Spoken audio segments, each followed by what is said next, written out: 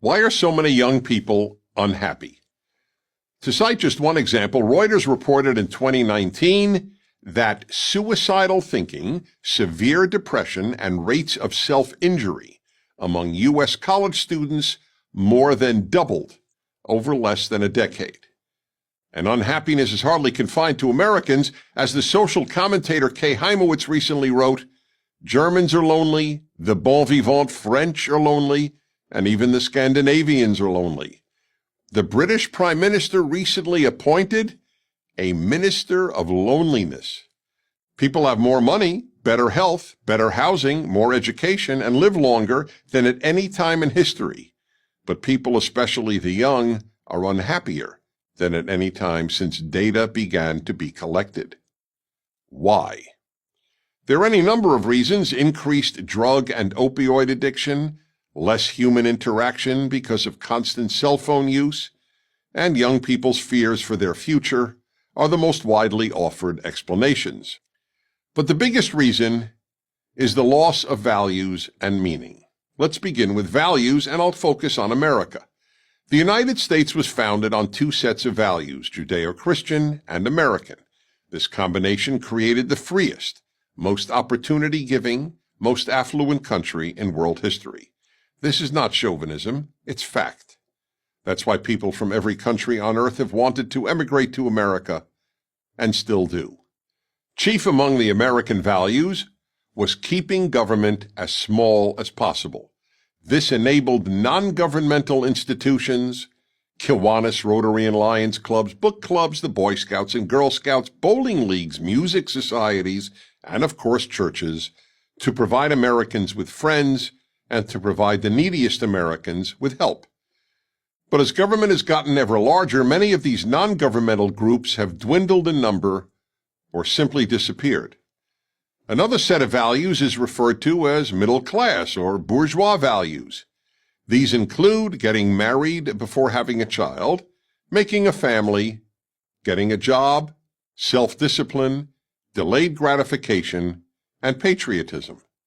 All of these have been under attack by America's elites with the following results. The majority of births to millennials are to unmarried women.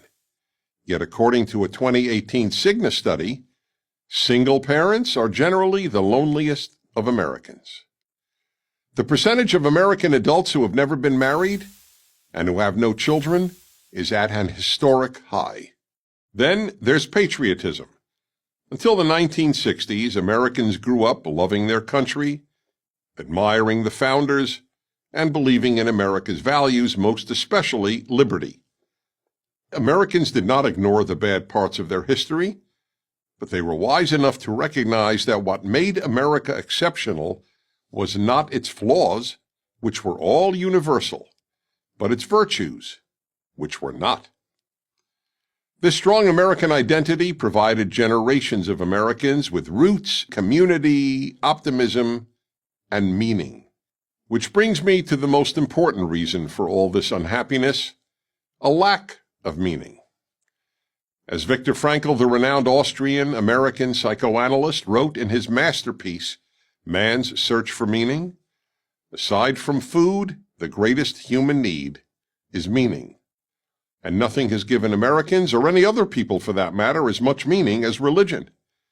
But in the West, since World War II, God and religion have been relegated to the dustbin of history.